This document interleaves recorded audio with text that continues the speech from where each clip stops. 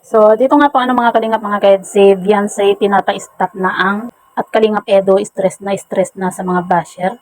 So, yan po yung ating pag-uusapan po mamaya mga kalingap mga ka-EDSI.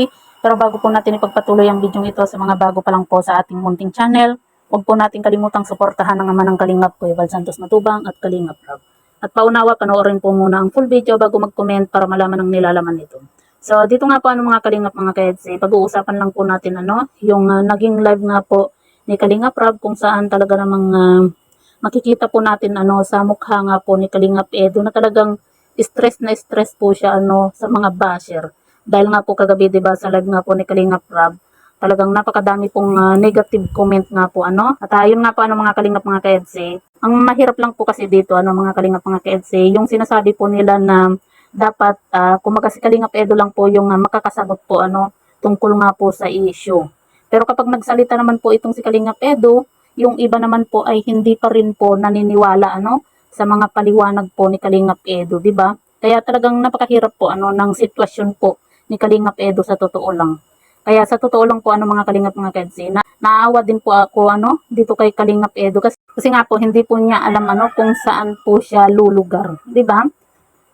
Yun bang lahat na lang po ng gagawin po ni Kalingap Edo, kailangan po niyang ipaliwanag, 'di ba? Yun bang napakahirap kasi ng kalagayan ni Kalingap Edo kasi kagaya ng sinasabi nga po ni Kalingap Edo na lahat na lang ng mga kumbaga hindi na ba siya pwedeng makisalamuha sa iba?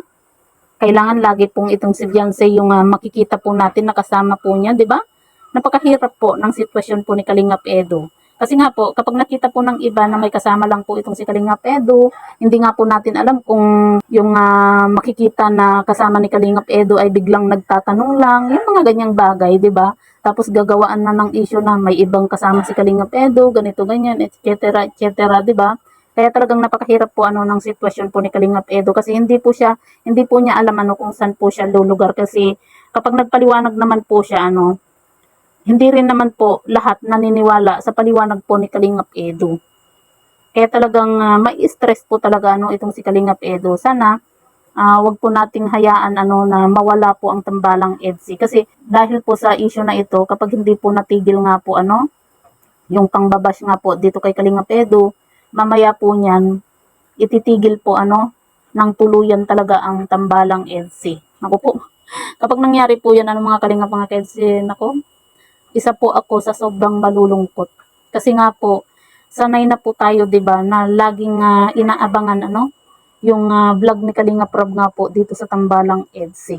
Kaya nakakalungkot po kung mawala po talaga ang tambalang EDSI mga kalingap mga ka-EDSI. At ayan nga po mga kalingap mga ka-EDSI, pinapa-stop na nga po ni Beyonce nga po kagabi yung mga basher nga po at sabi nga po niya, tama na po ang mga issue nyo. Nakita nyo naman po na okay po kaming dalawa. Sabi nga po ni Beyonce nga po kagabi sa live po ni Kalingap Rob.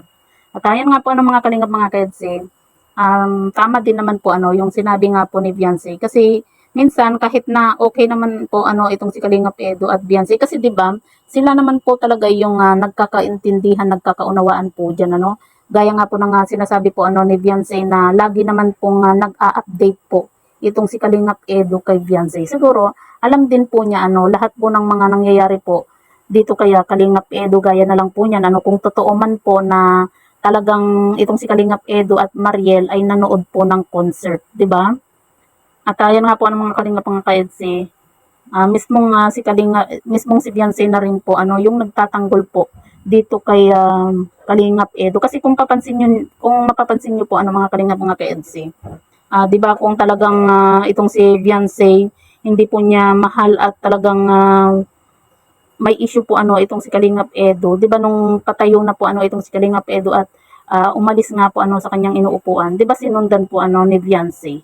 Kumbaga talagang nandun po yung suporta po ni Beyonce nga po dito kay Kalingap Edo. Kaya sana ganun din po tayo kung paano po suportahan po ni Beyonce si Kalingap Edo. Sana ganun din po tayo. Kasi kung talagang solid supporter po tayo mga kalingap mga ka-EDSI ng EDSI, wag po nating hayaan na masira po ang tambalang EDSI nga po.